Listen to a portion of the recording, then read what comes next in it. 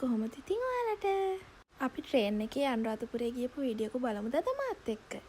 අපිට ට්‍රේන් එක තිබ්බේ 2:20ට විතර. අපි එකමාරේ වගේ ඉඳන් රේල්වේ ස්ටේෂන් එකට වෙලා හිටියා. බලාගෙන ඉඳලා ඔන්න අපේ ට්‍රේන් එක ආවා. දැන් එහෙනම් අපිත් එක්ක යමුකෝ අනුරාධපුරේ.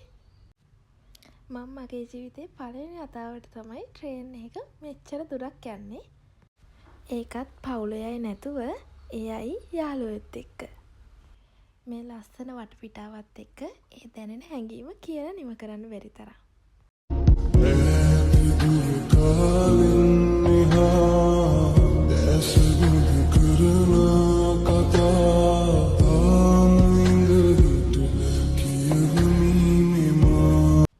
ඇත්තටම කොච්චර අනුරාධපුරේ ගිහින් තිබ්බත් මං කවමදාවත් මේ අත්දැකීම මේ විදියට ලබලා නැහැ. දැන් මේ වීඩියෝස් එඩිට් කරද්දි පවා අනේ ආයිත් යන්න තිබ්බනම් කියලා නොහිතුනාම නෙමෙයි. ලස්සන වෙල්ලේ අයවල් පොකුණු කැලෑ රොදවල් පහු කරගෙන ඔන්න අපි එහෙනම් අනුරාධපුර ස්ටේෂන් එකට ආවා. අනුරාධපුර ගමනේ අතරේ අපි නතර වෙන්නේ අපේ සැරණගේ අක්කගේ නැන්ද කෙනෙක්ගේ ගෙදර. ඉතින් මේ මාමා අපිව එක්කගෙන යන්න ආවා. කාගේ ඉස්සගෙන් ඕන කරන බඩුත් තරම් අපි නැන්දලට දෙට ගිහිල්ලා රෑ කෑම කාලා පොඩි සෙල්ලමක් කරා කට්ටිය බලන්නකෝ. හරියට සිග්නල් දෙන්නත් ඕනේ. මේ වැඩි සංඥා දුන්නොත් එයාලා ගහනවා.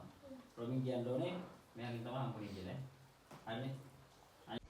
මේ ඉතින් පහවදා උදේ කට්ටියම පාන්දර හැරලා අටමස්ථානේ වඳින්න යන්න කලින් පාන් එහෙම කාලා මේ හිටි යාළුවා චුට්ටක් කරතල් කරලා අපි ඉක්මනට ලෑස්තුණා අටමස්ථානේ වඳින්න යන්න.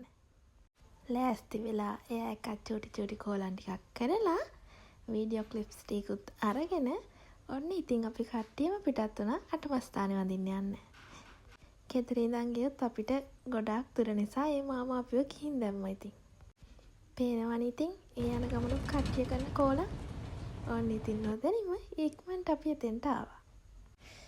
මාමා අපිව ගෙනත් දාලා එයා අපහු ගෙදර ගියා. කොච්චර කාලා ගියත් කට්ටියට එතෙන්ට යද්දි හොඳටම බඩගිනි. ඊට පස්සේ ඉතින් එතන තිබ්බ කඩේකින් රොටි එහෙම අරගෙන කාලා ඊට පස්සේ තමයි අපි අටමස්ථානේ වන්දනා කරන්න පිටත් උනේ.